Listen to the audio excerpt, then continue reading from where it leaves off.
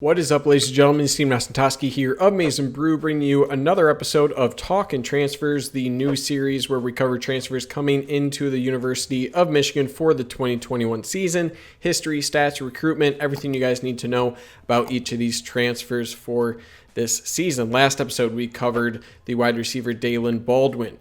Today, we're looking at the defensive tackle out of Oregon State, Jordan Whittley. All right, starting with his history here, he's 25 years old. So extensive history here, get locked in. Most senior a super senior could be, right? He's been through 3 universities, a major position change, ACL tear, survived a heart tumor. He's got a bunch of stuff going on. So out of high school, he was a member of the same class as, wait for it, Jabrill Peppers. Okay, so he was class of 2014, committed to San Jose State. At that point, he was 6'2", 225 pounds. He didn't qualify academically for the Spartans of San Jose State, ended up at Laney College in Oakland. The latest season of Last Chance U was on Laney College. They did not cover him while he was at Laney College, however. So 2015 at Laney College, ACL tear. Early in his career, sidelined for a long time. That's when he put on about 100 pounds. 2017 and 2018, he did compete. Coming off of that injury, he came back as a defensive line. That's where he played for 2 years, earning All-American honors in 2018.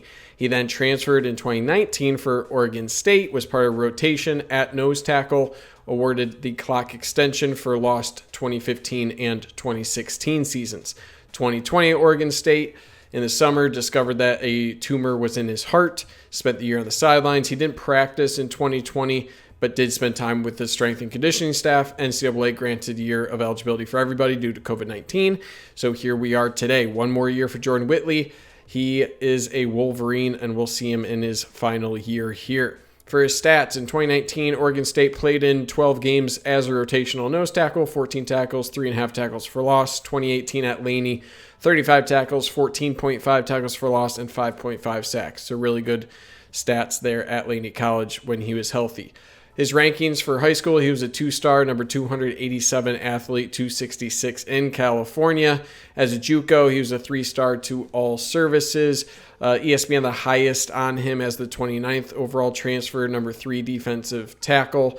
24/7 and the composite had him a little bit lower, anywhere from 13th to 16th in defensive tackle. So for his metrics, he is 6'1", 358 pounds on Oregon State roster.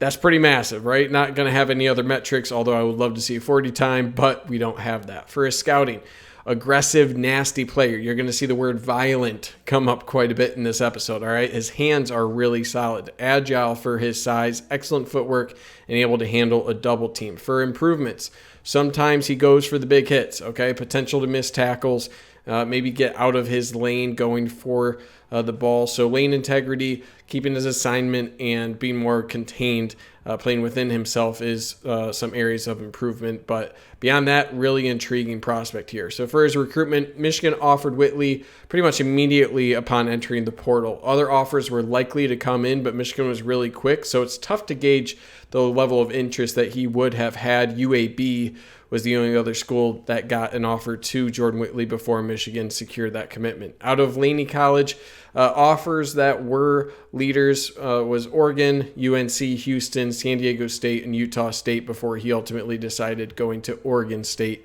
back in 2018. For his film, all right, 8:30 p.m. Eastern time tonight, live film analysis. We're going to dive in right here, though, for top 3 plays. Okay, these are 3 plays that best show his skill set. Not necessarily the best plays, but plays to showcase different abilities that he brings to the Wolverines. So for number 1 here, showing his violent hands, okay? He shows this throughout his film, not just one play, but his stack and shed ability goes hand in hand with that. Violence, again, a word I said that was going to come up often, and his hands are a skill set that fall within that as well. He has closing speed after he disengages with the offensive lineman to close and make the dive for the tackle for loss. All right, play number 2 here. Able to fire off low off the line of scrimmage. He has plays where he even fires off quicker than this, but his bull rush ability is truly on display with this one. So his short area burst at that size, just good luck to any offensive lineman, right? He disengages well, again, showing that stack and shed ability, and make the tackle for loss once again. Number 3 here, showcase of his agility. Okay, he's a guy north of 300 pounds, north of 340 pounds, right? And he just shouldn't be moving that fast. It's kind of terrifying. He's able to work a stunt here to go around the outside and get a huge hit on the quarterback, okay? So sure, the ball was already out, but this shows just excellent agility, change of direction that you really wouldn't expect a guy of this size to have. So really fun to watch, and for him to have that level of agility is pretty terrifying if I'm an offensive lineman. Comment below on which of these three are your favorite, and again, come hang out tonight, 8:30 p.m. Eastern time for the live analysis. We can discuss all things Jordan Whittley.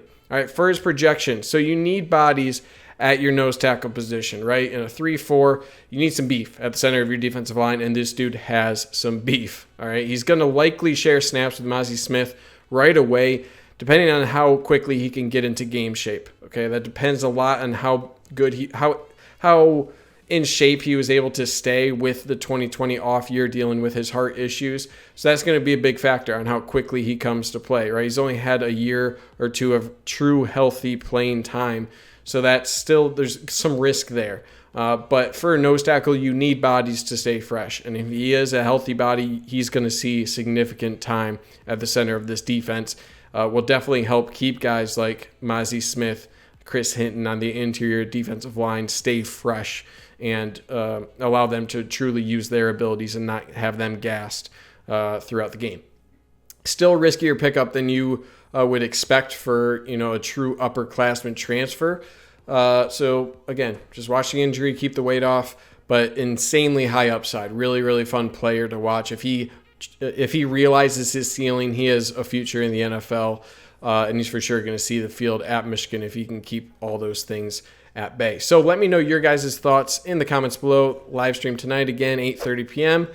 Thank you for taking the time to watch this video. Stay safe out there, and as always, go blue.